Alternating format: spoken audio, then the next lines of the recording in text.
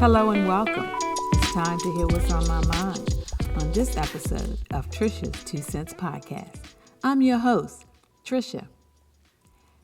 You ever wonder how the relationship between mother and daughter or mother and son changes over the years? Well, I'm going to talk to my daughter today, and we're going to talk about how our relationship has changed. So, welcome, Taylor.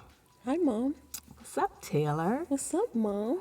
So, I want you to explain to me how our relationship has changed from when you were my little pumpkin to you being a grown 23-year-old woman. And I'm still your mother, but...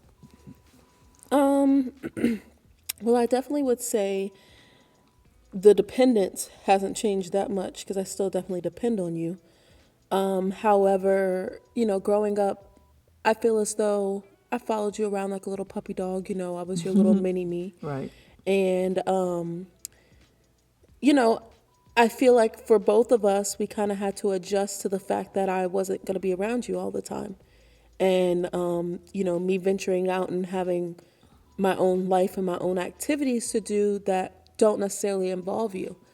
And, because I've been around you my entire life, but you've only had me for a portion of yours, it's easier for me to be able to let go of how much time we're spending together and not see how much it necessarily affects you.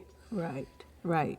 So I know we've had some conversations where you'll express to me how you want to spend more time with me. And I don't think of it that way because I'm thinking, well, you've always been there. But I have to realize that this is a special time in my life where I definitely play a role as your daughter, but not only your daughter, but also as your friend. And I can give you insight to things and you can give me insight to things that other people can't. So I feel like our relationship is very special. And just sometimes it requires a little bit of pivoting or adjusting as I get older to make sure that, yes, the relationship is going to change, but that the core of it is still going to remain strong.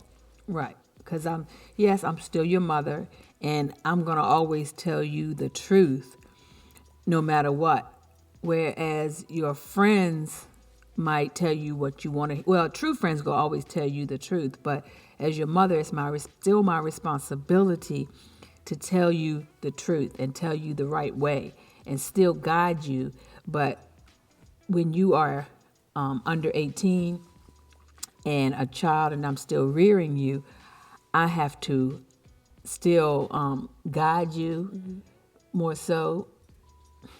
But now I'm still guiding you, but it's more, the ball is always in your court. Yeah.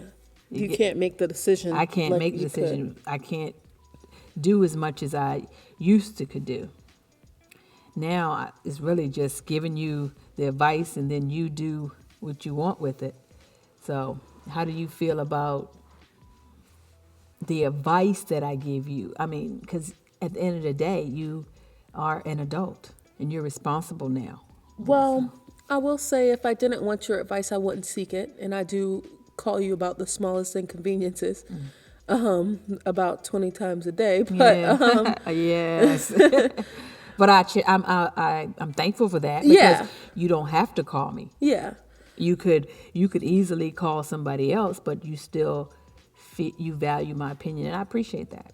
Well, I mean, part of that is, I will say, I feel like, because not every mother-daughter relationship is like this, but I feel call as my though, mother for everything. Yes, you do. I feel as though we've built a lot of trust with each other. And that's what's made me being able to take your advice so easily. If I didn't, I feel like also you trust me to make the correct decision, whether or not I make it right then or later on, because I would say, if I'm speaking about myself, I was a very trustworthy child. I didn't really give you any trouble. No, you didn't. So carrying that Well, you on went into everywhere now. with me.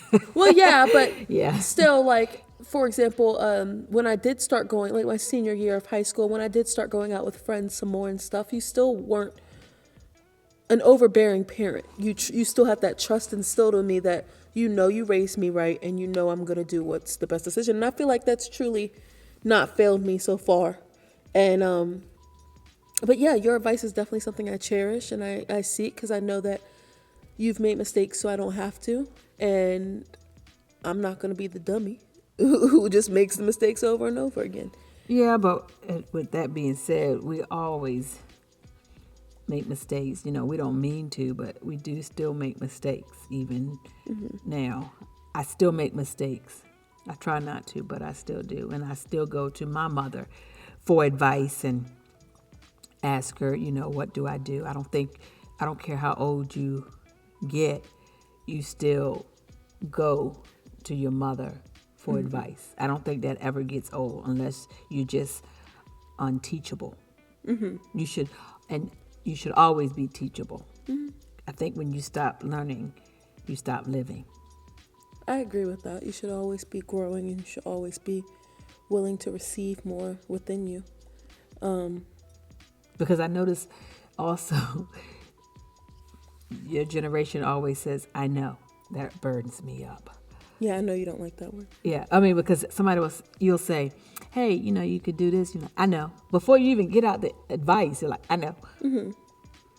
And it kind of turns you off as an advice giver, because it seems like that person can't be told anything, so you just got to let them make whatever mistakes might come their way. But it's not even just my kids. It's everybody your age says, I know. Before you even get the advice out, it's like, I know. Well, I think that also stems from a place of people thinking that because they're older than you, they know more than you. So if it's not your direct parent, sometimes it can be harder for you to receive. And I'm not going to act like I'm not guilty of doing that. I mean, I'll change that, because I do think that I'm somebody who can take advice well, even if I don't agree with the advice and I might be on the other end of the phone rolling my eyes. I'll still receive the advice in a polite way so that person doesn't feel shut down. So I can't really say that I'm just an I knower. Right, because it's like eating a piece of fish with bones, because, I'm from the country, so we eat fish with bones in it. We don't just eat, fillets, okay? So when you eat a fish with bones in it, you have to be able to pick out the bones and eat the good part. So that's like advice. You take out what you can, you eat what you can, and throw the rest away. So you can learn from anybody. Throw away the bad, eat what's good. And right? I think it speaks for your character whether or not you can do that in a respectful manner, because, advice coming from anybody, it might not be direct to you or tailored to you. So you do, again, have to, like you said, filter through it and throw away the bones from that advice. But I don't know. I just feel like as far as my generation goes, a lot of people feel as though that older generation thinks they have everything figured out, and not to be like that. But, it's like, if you have everything figured out, then why is the economy this way? Why is this that way? Right. It's that whole, when it's somebody feels attacked. Is it judgmental? No, I think it's more so when somebody feels attacked, you want to attack back. It's you're bite defensive. Back. Yeah. So you get really defensive on those types of topics, and it's like, well, what do you know? Blah, blah, blah, blah, blah. But like I said, I'm not too fond of shutting people down. Well, I think it's how you give the advice as well. I'm trying to learn, because I know you both of you, because I have a son too, everybody, that you want to be respected as an adult. So I try to talk to you from a place of being an adult.